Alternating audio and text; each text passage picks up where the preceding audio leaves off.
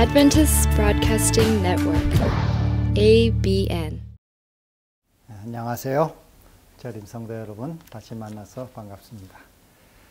오늘은 우리가 제10과 청지기 정신과 환경의 이 주제를 가지고 같이 공부를 하겠습니다. 지난주에 우리는 결혼, 에덴 동산에서 주어진 우리 선물에 대해서 같이 공부했습니다.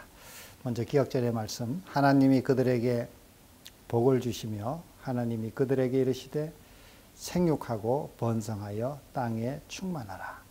땅을 정복하라. 바다의 물고기와 하늘의 새와 땅에 움직이는 모든 생물을 다스리라 하시니라. 창세기 1장 28절. 오늘은 이 세상에 대한 우리의 청지기 직분에 대해서 공부를 하게 되겠습니다. 이 재림교회가 이 여러 문제에 대해서 성명서, 어떤 선언문을 정리해 놓은 책자가 있는데 그 중에 한 가지가 이 환경에 대한 재림교회 선언문이 있습니다. 그 선언문의 일부를 이 서론에 그대로 옮겨놨는데 중간중간 좀 생략하면서 여기 보면 우리가 살고 있는 세상은 하늘과 땅과 바다와 물들의 근원을 만드신 창조주 하나님의 사랑의 선물이다. 좀 넘어서 우리 제7일 안식일 예수재림 교인들은 자연 보호와 관리를 하나님께 드리는 봉사와 밀접히 연관시켜 주장한다. 그리고 마지막 줄, 이 서약을 통해 우리는 하나님의 창조 세계를 관리할 청지기 직분을 공고히 하며 하나님이 만물을 새롭게 하실 때에 비로소 총체적인 회복이 완성될 것임을 믿는다. 조금 더 많은 내용의 전문이 이 우리 과정교과 147페이지에 창조 세계를 돌봄 환경에 대한 성명서 해서 1992년에 재림교회가 정리해 놓은 내용이 우리 과정책에 그 내용이 자세하게 소개되어 있습니다. 다시 말해서 우리 재림교회는 우리가 살고 있는 이 자연 환경에 대해서도 잘 돌봐야 될 책임이 있음을 인정하고 또 그 일을 우리가 해야 된다는 것을 믿고 있습니다. 그 입장을 우리는 밝히고 있는 것이죠. 첫째 날 일요일 창조 세계에 부여된 지배권. 하나님이 이르시되 우리의 형상을 따라 우리의 모양대로 우리가 사람을 만들고 그들로 바다의 물고기와 하늘의 새와 가축과 온 땅과 땅에 기는 모든 것을 다스리게 하자 하시고. 창세기 1장 26절. 이 참 중요한 말씀이죠. 하나님의 형상대로 사람이 만들어졌는데 이 삼위 하나님께서 우리의 형상을 따라 우리의 모양대로 우리가 사람을 만들자 하시고 이어서 그 만든 사람으로 바다의 물고기와 하늘의 새와 가축과 온 땅과 땅에 기는 모든 것을 다스리게 하자 하셨어요. 그래서 앞서도 말씀드린 대로 이 하나님의 형상에 대한 여러 견해 가운데 지난주에는 우리 관계적 존재로 해석한 학자가 있는가 하면 또 다른 학자는 그 하나님의 형상이란 무엇이냐, 이 지구에 대한 통치권을 가리킨다 이렇게 했어요. 다시 말해 우리 인간은 이 자연 만물의 통치자로 지음받았다 하는 것입니다. 그래서 우리가 하나님의 형상을 가졌다는 것은 우리 창세기 1장 26절에 나온 것처럼 우리의 형상대로 만들자, 사람을 만들자 하시고는 그들로 이 모든 이 자연 만물을 다스리게 하자 이렇게 했어요. 그래서 그 형상이란 우리 자연 만물을 통치하는 것이다. 다른 말로 문화 명령이라고도 이렇게 부릅니다. 자, 그래서 이 말씀을 보면은 우리 사람은 이 지구의 통치자로 지음받았음을 알 수가 있습니다. 우리 여기 부조와 선지자 59페이지 인용해 놓은 교과에 인용해 놓은 내용을 잠깐 읽어보면 하나님께서는 사람을 만드실 때에 그를 땅과 그 가운데 있는 모든 생물을 다스릴 통치자로 창조하셨다. 아담이 하늘의 충성을 유지하는 동안에는 천연계의 만물이 그에게 복종하였다. 그래서 만약에 아담 하와가 타락하지 않았더라면 이 자연 만물, 동물계든 이 자연 만물이 아담에게 다 이렇게 복종했을 것입니다. 아담의 그 모든 명령에. 우리는 그 사실을 어떻게 아는가 하면 예수님이 이 땅에 오셔서 저 마태복음 17장에 보면은 베드로에게 이 성전세를 받는 관원들이 시험하면서 너희 선생도 성전세를 내느냐 이렇게 물었습니다. 베드로가 갑자기 그 질문을 받고 만약 안 낸다 그러면 성전에 대한 어떤 경외심이 예수님께는 없다고 좀 자기 선생님이 그런 오해를 받을까 봐 선생님의 명예를 생각해서 내신다 이렇게 했습니다. 그러나 실은 레위인들이나 제사장들은 성전세를 내지 않았습니다. 그러므로 그러므로 예수님께서 그런 참 선지자로 오신 분이 아니라고 하는 또 주장이 됐습니다. 성전세를 내게 되면. 그래서 정말 이 진퇴양난의 입장에 처하게 될 때 예수님께서 자, 본국의 백성들은 누가 참 왕족이나 세를 내느냐 안 내지 않느냐 그런 것처럼 사실 나도 이 땅에 참 선지자로 또 이렇게 온 그런 하나님의 아들로서 성전의 주인으로서 사실 나는 성전세를 낼 필요가 없는 것이지만 또 그들로 그저 이렇게 불필요한 논쟁을 일으키지 않도록 하기 위해서 너는 가서 먼저 낚시를 해서 건져 올린 고기의 입을 열면 거기 한 세겔이 있을 텐데 반 세겔은 너 것으로 내고 반 세겔은 내 것으로 내라 이렇게 말씀합니다. 이 마태 17장 우리 24절로 27절에 보면은 거기에서 이 베드로가 낚시를 던졌더니 먼저 건져 올린 물고기 뱃속에 한 세겔이 들었습니다. 막 그런 이 기적이든지 아니면 또 누가복음 5장에 저 깊은 데로 가서 그물을 내리라 할 때 베드로가 우리가 밤이 맞도록 수고했지만은 잡은 것이 없으나 말씀에 의지하여 그물을 내리리다 할 때 그 고기들이 예수님의 말씀에 순종해서 다 그물 속에 들어왔습니다. 그 밝은 아침에 잡히지 않을 시간인데 또 요한복음 21장에도 부활 후에 제자들이 고기 잡으러 가서 하나도 잡지 못했을 때 배 오른편에 던져보라 할 때 큰 고기 153마리를 잡았다 이렇게 했습니다. 이 모든 것은 둘째 아담으로 오신 예수님이 만물의 통치자이심을 보여주는 증거죠. 모든 자연 만물이 그 사람으로 둘째 아담으로 오신 예수님의 말씀에 순종한 것입니다. 아마도 첫째 아담도 그가 죄를 짓지 않았더라면 그 미물인 물고기나 다른 동물들도 아담의 말을 다 들었을 것입니다. 그 증거가 예수님이 그런 기적을 보여주신 것입니다. 우리 사람은 이처럼 지구의 통치자로, 관리자로, 통치자라고 해서 무조건 막 짓밟고 하는 그런 뜻이 아니라 자연계의 아름다운 조화, 모든 생물들의 그 평화로운 그 조화를 이루기 위해 돌보는 것을 말하는 것입니다. 우리는 아담이 이런 자연 만물의 통치자임을 보여주는 증거가 창세기 2장 19절에 동물의 이름을 짓는 데서도 나옵니다. 동물의 이름을 짓는다 하는 것은 여기 본문에 나온 것처럼 동물의 통치자로서의 지위를 보여주는 것이라 하겠습니다. 또 하나님께서 창세기 2장 15절에 에덴 동산을 다스리며 지키게 하셨다. 역시 이것도 관리하고 에덴 동산을 돌보도록 사명을 맡긴 것이죠. 그런데 인간이 이런 하나님의 주신 통치권을 오해하고 왜곡하고 곡해해서 자연을 무분별하게 파헤치고 파괴하고 또 이 자연 생태계를 파괴하는 것은 올바른 일이 아니라고 할 수 있습니다. 둘째 날 월요일 다른 동물들을 돌봄. 이는 삼림의 짐승들과 무산의 가축이 다 내 것이며 시편 50편 10절. 그래서 이 자연 만물 가운데 동물도 역시 하나님이 만든 피조물입니다. 우리는 이미 이 앞부분에서 각기 종류대로 식물계와 동물계를 다 하나하나 하나님의 그 깊은 계획에 따라 만드셨음을 보았습니다. 진화론자들처럼 동물들이 저절로 우연하게 생겨난 것이 아닙니다. 하나님의 다 특별한 목적과 계획을 가지고 만드신 하나님의 작품들이죠. 그러므로 이런 동물들을 때려잡고 그것을 죽여 사람이 섭취하는 것은 올바른 것이 아니라고 할 수 있습니다. 이런 동물들도 잘 돌봐줘야 하는 것입니다. 잘 보살펴야 하는 것이죠. 동물을 학대한다든지 동물의 그런 고통에 무관심한다든지 그런 것들은 올바른 태도가 아닙니다. 여기 본문에도 이 동물 학대나 동물 고통에 무관심한 것은 인격 장애의 증상으로 취급한다 이렇게 합니다. 동물에 대한 이런 무관심한 태도, 또 학대하는 태도, 이거는 성격이 벌써 인격에 장애가 있다는 것을 보여주는 것이죠.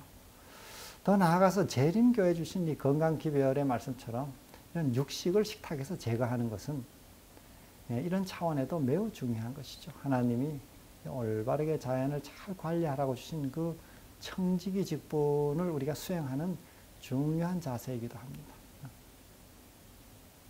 제가 한 번은 어디 지역교회 목회를 할 때 여름에 청년들을 데리고 강원도 어디 한 지방에 청년 전도회를 갔는데 낮에 집집 방문에 돌아다니다가 하도 그야말로 돼지 목 따는 소리가 하도 크게 들려가지고 제가 그 어디서 그러는가 하고 한번 갔더니 그 어떤 한 장소에서 이 동네 사람들이 뭐야 돼지를 정말 때려잡는데 저는 그때 그 봤던 생각을 할 때마다 막 머리가 아픕니다.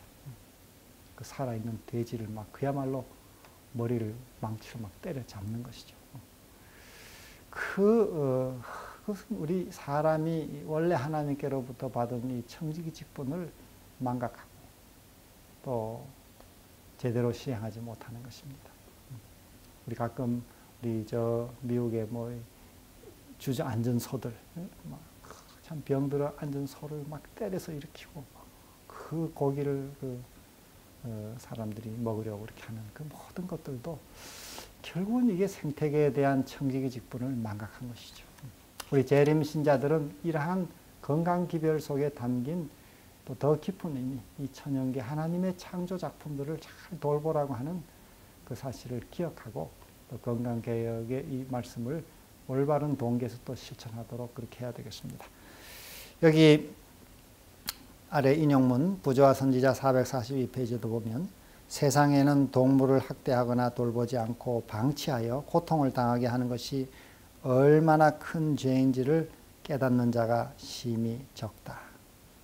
인류를 창조하신 하나님이 하등 동물도 만드셨으며 그 지으신 모든 것에 긍휼을 베푸신다.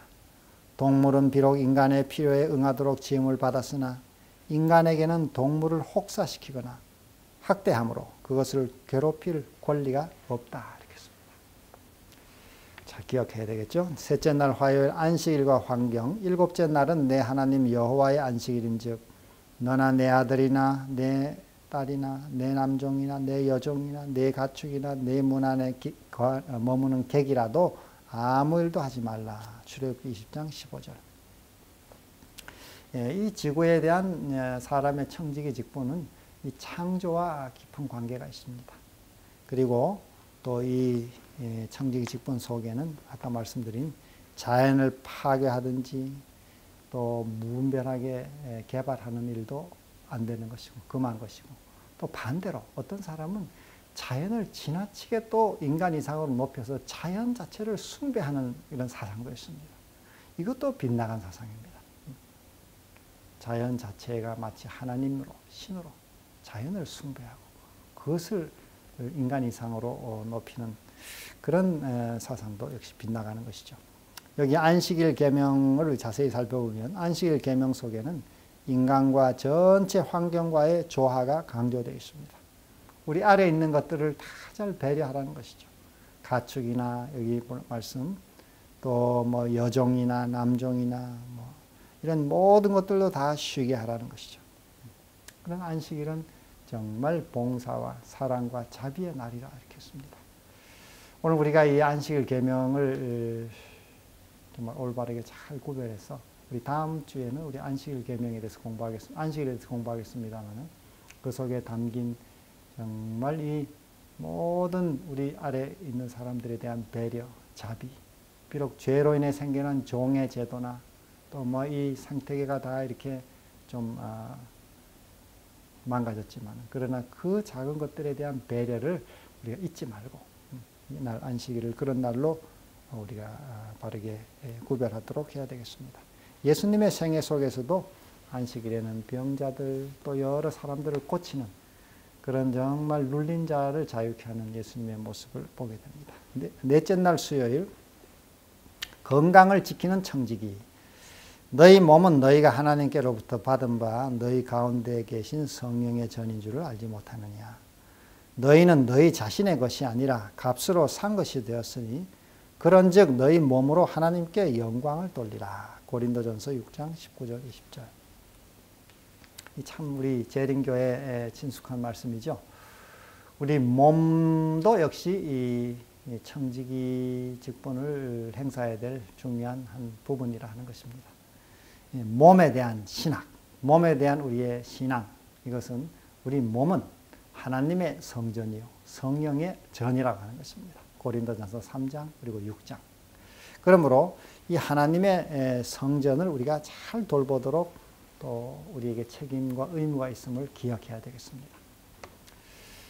고대 헬라 사람들은 이 인간의 몸을 학대했습니다. 죄된 것으로, 악한 것으로 생각했죠. 그래서 이 육체는 영혼이 잠깐 머무는 그저 그릇이고 또 뭐 그 자체는 다 물질은 악하다고 생각한 것입니다. 이 정신 세계만 선한 것이고. 그래서 인간의 몸을 학대하고 혹사하고 또 자주 금식하고 고행을 했습니다. 그래서 영이 맑아지는 것으로. 그러나 그것은 잘못된 사상이었어요. 우리 성경의 가르침은 우리의 영과 혼과 몸이 밀접하게 연결된 통일체라는 것입니다. 그 각각이 나눠져 있는 것이 아니라 상호 아주 밀접하게 나눌 수 없는 불가분리의 관계를 가지고 있다는 거죠. 다시 말해 우리의 영적인 세계가 망가지면 몸도 지장을 받는 것이고, 몸이 약해지고 허약해지면 우리의 정신도 영적 신앙도 약화되는 것입니다. 다 서로가 영향을 주는 것이죠. 그래서 재림교의 건강기별은 그저 세상적인 관점으로 병 없이 그저 오래 살자 이런 차원만 있는 것이 아닙니다. 인간의 몸이 우리의 혼과 영과 모든 것에 연결되고 우리 삶의 신앙에 다 영향을 주는 것이기 때문에 이 몸을 매우 소중하게 우리는 돌봐야 된다는 것입니다. 이 몸이 절대로 악한 것도 아니고 또 이렇게 잠시 있다가 없어질 그저 낡아 없어질 그런 어떤 불필요한 것도 아닌 것입니다. 예를 들어 우리가 감기 몸살을 심하게 앓는다든지 그렇게 하면은 그 신앙도 힘들게 되어 있습니다. 그렇게 내가 괴로운데 남에 대해서 이 성가시게 하는 사람은 오래 참을 수 있는 인내력이 없어지는 것이죠. 그 자체가 벌써 신앙에 영향을 주는 것이죠. 몸이 건강하고 즐거울 때, 신체가 아주 강건하면 기분도 좋아지고 여유도 생기고 남도 배려할 힘이 생기는 것이죠. 그러므로 이 건강의 문제는, 몸의 관리의 문제는 신앙, 영적인 세계와도 밀접히 관계가 있다는 것을 우리가 기억하고 전체적인 이해를 가져야 되겠습니다. 자, 그러므로 우리의 몸과 도덕성, 영성, 이 모든 것이 다 밀접한 관계가 있다는 것을 기억하고 우리 몸을 잘 돌봄으로 우리의 정신과 또 신앙도 더욱 강건하도록 해야 되겠습니다. 자, 몸의 이 관리는 인간의 신성한 책임인데 이 관리하는 요소들을 엘렌 지 화이트이 우리가 잘 아시는 말씀 치료봉사 127페이지에 보면은 깨끗한 공기, 햇빛, 절제, 휴식, 운동, 적절한 식사, 물의 사용, 하나님의 능력을 의지함, 이것들은 참된 치료제이다 이런 말이 있습니다. 그런데 여기에 나오는 이 내용을 영어로 머리 글자를 순서를 좀 이렇게 다시 배열해 가지고 뉴 스타트라고 우리가 알고 있습니다. 8가지 요소가 여기서 나온 말씀이죠. 뉴 스타트, 적절한 식사, 뉴트리션, 영양, 적절한 식사, 통곡 음식, 그 다음에 exercise, 운동, 적절한 운동, 그 다음에 water, 물, 깨끗한 물, 그 다음에 또 물을 사용하는 것, 그 다음에 sunshine 또는 sunlight, 햇빛을 쬐는 것, 그 다음에 이 temperance, 절제하는 것, 그 다음에 air, 맑은 공기를 마시는 것, rest, 휴식, 그 다음에 trust in God, 하나님의 능력을 의지함.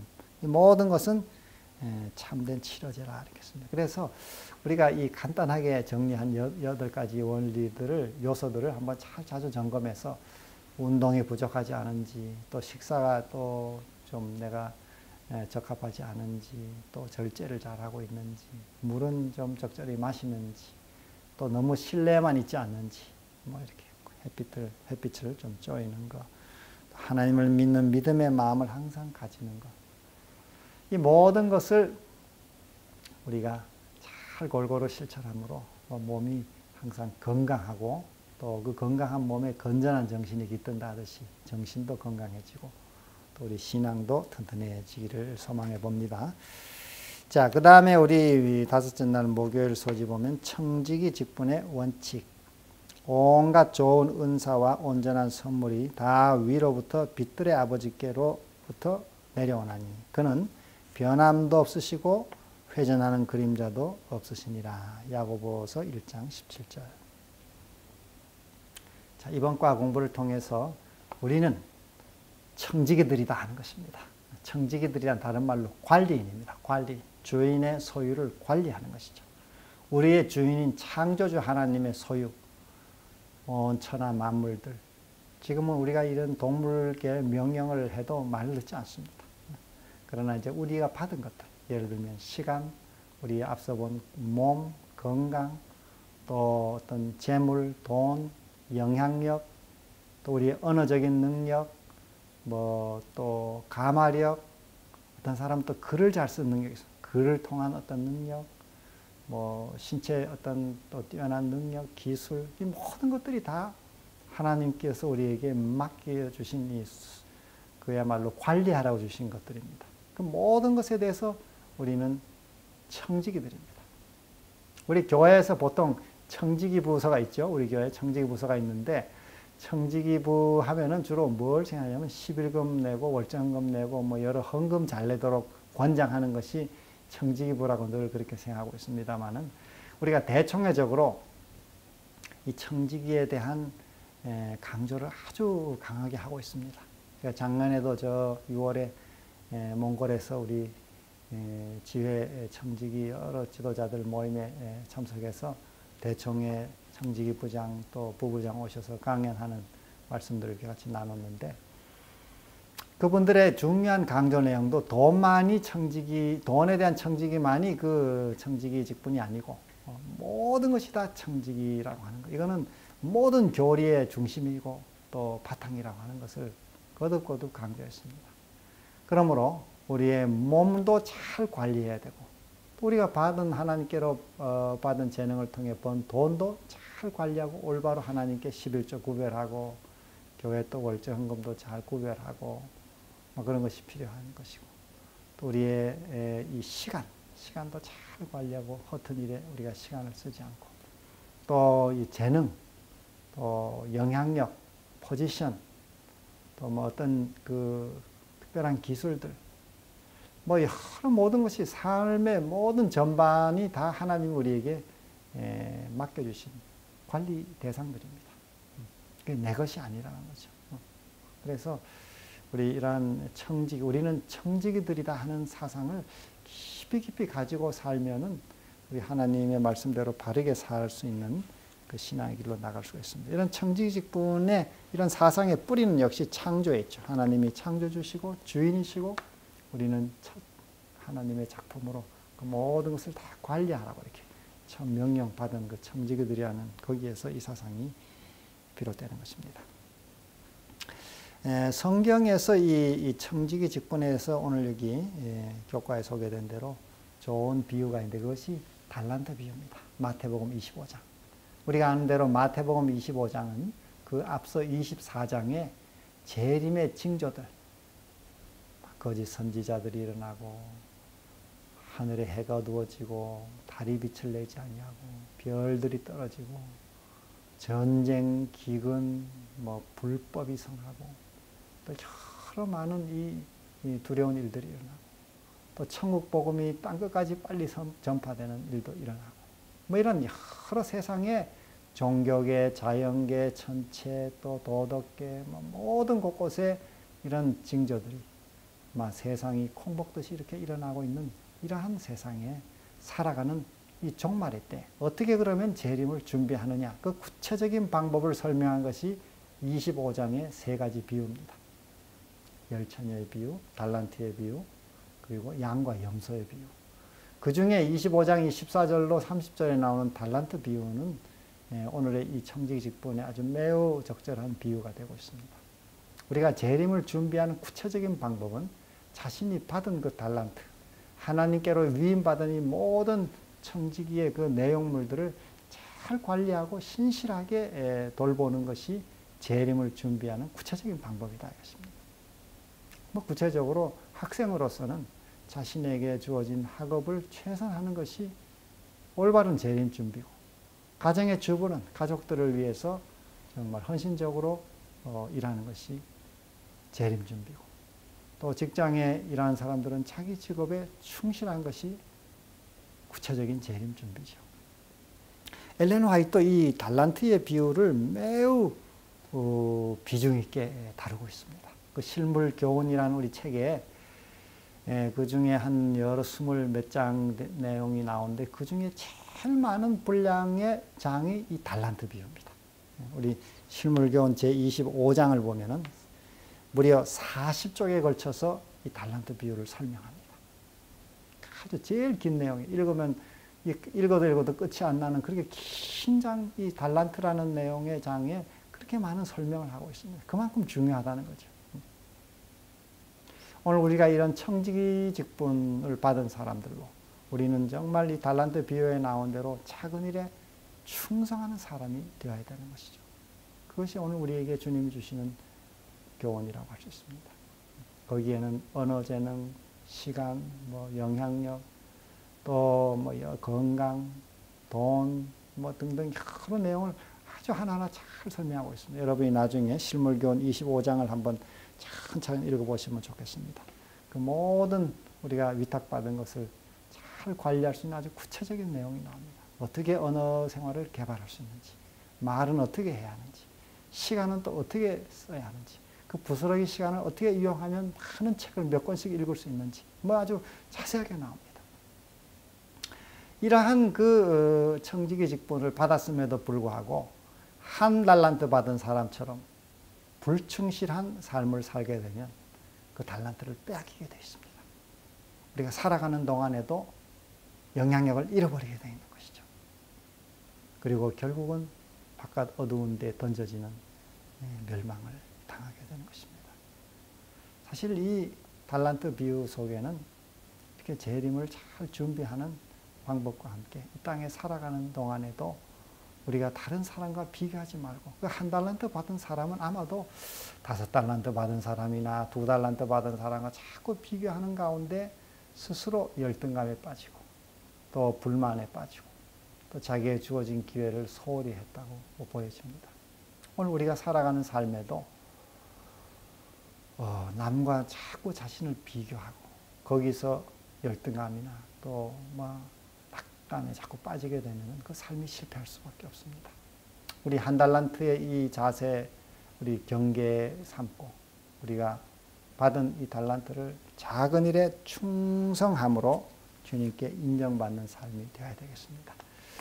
우리 성경에 보면은 5달란트나 2달란트나 똑같은 칭찬을 듣습니다.